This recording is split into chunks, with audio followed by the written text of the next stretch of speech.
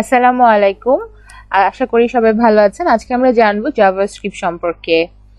JavaScript হচ্ছে একটা web বা এইচটিএমএল পেজের জন্য প্রোগ্রামিং ল্যাঙ্গুয়েজ, অথবা এটাকে আমরা ক্লায়েন্ট সাইড স্ক্রিপ্টিং ল্যাঙ্গুয়েজ বা ব্রাউজার স্ক্রিপ্টিং ল্যাঙ্গুয়েজ বলে থাকি। ক্লায়েন্ট সাইড স্ক্রিপ্টিং ল্যাঙ্গুয়েজটা বলা হয় সেই ধরনের ল্যাঙ্গুয়েজকে যেগুলো আমরা রান করি বা এক্সিকিউট করি ব্রাউজারে। অ্যান্ড অপোজিট সাইডে সার্ভার সাইড ল্যাঙ্গুয়েজ হচ্ছে যেগুলো আমরা ওয়েব সার্ভারের মাধ্যমে এক্সিকিউট করি বা রান করি।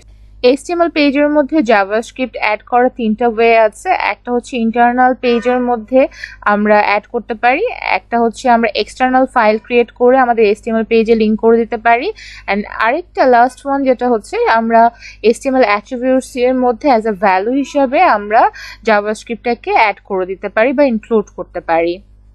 জাভাস্ক্রিপ্ট মূলত তিনটি জিনিস নিয়ে তৈরি হয়। একটা হচ্ছে ইসিএমএ স্ক্রিপ্ট, যেটা হচ্ছে জাভাস্ক্রিপ্টের মূল অংশ বা কোর ফাংশনালিটি। দেন হচ্ছে ডম, ডকুমেন্ট অবজেক্ট মডেল, ওয়েব পেজের কন্টেন্টের সাথে কাজ করবে এটা। অ্যান্ড হচ্ছে বিওএম, যেটা ব্রাউজার অবজেক্ট মডেল, ব্রাউজারের সাথে কাজ করে। জাভাস্ক্রিপ্টের সাহায্যে HTML পেজে নানান ধরনের এফেক্ট বা ফ্যাক্ট ক্রিয়েট করা যায়। এছাড়াও আমরা ফর্ম ভ্যালিডেশন বা অ্যাজাক্সের কাজও করতে পারি জাভাস্ক্রিপ্টের থ্রুতে। পপুলার কিছু কাজ যেমন আমরা ড্রপ ডাউন মেনু ক্রিয়েট করা, অ্যালার্ট মেসেজ ক্রিয়েট করা, form validation, pop up window create করা, ডেট অ্যান্ড টাইম অ্যাড করা, স্লাইড শো অ্যাড করা, নিউজগুলোকে মুভ করা, এ ধরনের অনেক ফ্যাক্ট আমরা অ্যাড করতে পারি জাভাস্ক্রিপ্টের থ্রুতে। ইন্টারনাল স্ক্রিপ্টিং ল্যাঙ্গুয়েজ আমরা অ্যাড করতে চাইলে একটা HTML পেজের মধ্যে হেড সেকশনের মধ্যে আমরা স্ক্রিপ্ট ট্যাগটা অ্যাড করে নিব। সো আমরা স্ক্রিপ্ট ট্যাগটা অ্যাড করে নিচ্ছি এবং ক্লোজিং ট্যাগ দিয়ে নিচ্ছি। স্ক্রিপ্ট ট্যাগের স্টার্টিং ট্যাগের মধ্যে আমরা টাইপ বলে দিতে পারি, স্ক্রিপ্টিং টাইপটা টেক্সট স্ল্যাশ জাভাস্ক্রিপ্ট আমরা বলে দিব। এখন আমরা যদি চাই যে আমরা কোনো কিছু প্রিন্ট করব, কোনো কিছু লিখব, তো সেক্ষেত্রে অনেকগুলো ফাংশন ইউজ করা যেতে পারে, কিন্তু আমরা এখন ইউজ করব অ্যালার্ট ফাংশন, যেটা একটা লাইব্রেরি ফাংশন। সো আমরা অ্যালার্ট ফাংশনটা ইউজ করছি এবং ফার্স্ট ব্র্যাকেটের মধ্যে আমাদেরকে বলে দিতে হবে যে আমরা কি স্ট্রিং ইউজ করব নাকি নিউমেরিক ভ্যালু শো করতে চাচ্ছি। String collection of character, so সেক্ষেত্রে আমাদেরকে ডাবল কোটেশন অ্যাড করতে হবে।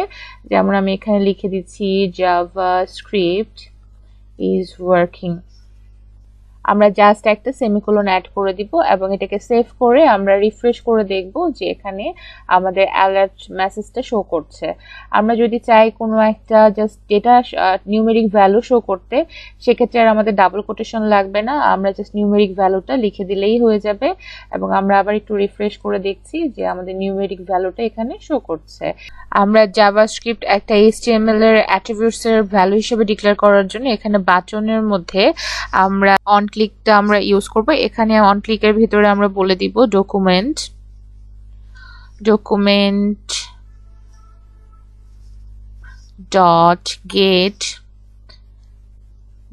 Dot get elements by ID, এটা আমরা বলে দিব। সো আমরা এখানে অ্যাড করে দিচ্ছি document dot get element by ID.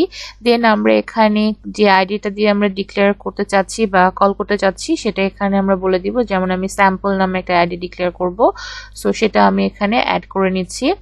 দেন হচ্ছে আমরা এখানে ব্রেকেটটা ক্লোজ করে দিব এবং এখানে বলে দিব ডট ইনার HTML। সো এখানে আমরা ইনার HTML কথাটা অ্যাড করে দিব এবং ইকুয়াল টু আমরা ডেট ফাংশনটা এখানে অ্যাড করে দিব। সো এখানে আমি বলে দিচ্ছি show date and time. And এই যে আমরা একটা প্যারাগ্রাফ আছে এখানটার মধ্যে আমরা আইডি ডিক্লেয়ার করে দিচ্ছি স্যাম্পল নামে, যেটা আমরা কল করেছি। সো এটা আমরা এখন রিফ্রেশ করে দেখব সেভ করে। সো এখানে শো ডেট অ্যান্ড টাইমের মধ্যে ক্লিক করলে দেখতে পাচ্ছি ডেট অ্যান্ড টাইমটা এখানে শো হচ্ছে।